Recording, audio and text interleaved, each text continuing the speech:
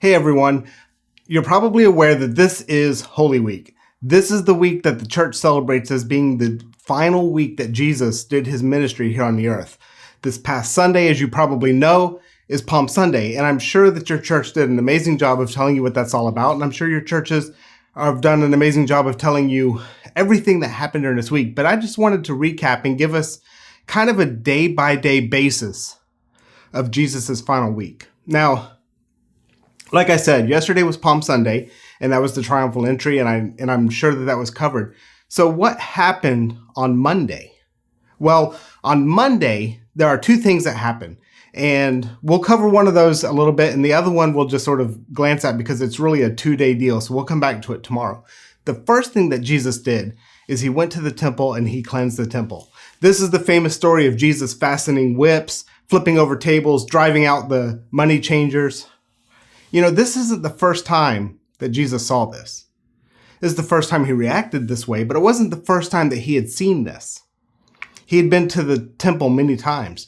He'd been in other sanctuaries. He'd seen the corruption of the Pharisees and of the people running the religious organizations at that time.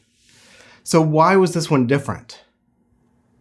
Well, it was different because Jesus was looking at the importance of the moment. This is the time when Jesus was about to prepare a way for people to have access to the Father. That's what the cross is all about, is reconciling the world to God, creating a way for us to come into. That's why when he died, the veil of the temple was torn in two, because that veil was a physical representation of the separation between man and God. And Jesus wanted to obliterate that. But here, what the money changers were doing is they were profiting off of people's ability to get forgiveness. They were overpricing and selling things and basically creating a racket to allow people to come in and get forgiveness and be made right with God. And the people didn't know any better because they were listening to their religious leaders of the time who were telling them this. I'm going to tell you what, you want to make God angry?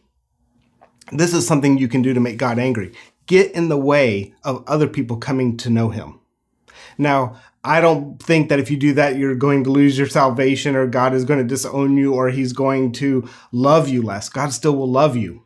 But if you've been a parent, you know that you can love your child unconditionally, would do anything for them and still be angry at them or disappointed with them for something that they've done.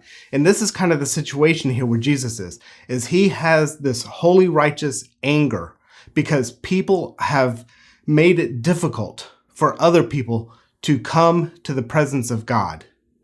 And that's not what he wanted. In fact, his whole life was spent making it so that people could come and be a part of the kingdom and be in the presence of God. So when people set up these barricades and make it so that they can't, well, that's when Jesus starts flipping tables. The second thing that Jesus did on Monday was he cursed a fig tree. He was walking along the path with his disciples. He was hungry. He goes over to a fig tree, and it's supposed to be bearing fruit. This is the season when it's got the leaves and the fruit's supposed to be hidden in the leaves. And he goes over to it and he parts the leaves and there's no fruit. And so Jesus says to this fig tree, let no one ever eat fruit from you again. Now we're going to come back to that story tomorrow because that's what the disciples had to do. That's all they saw on Monday. On Tuesday, they see a very different picture. So we'll be back, and I hope you enjoy this, and I hope you have a blessed and wonderful Holy Week.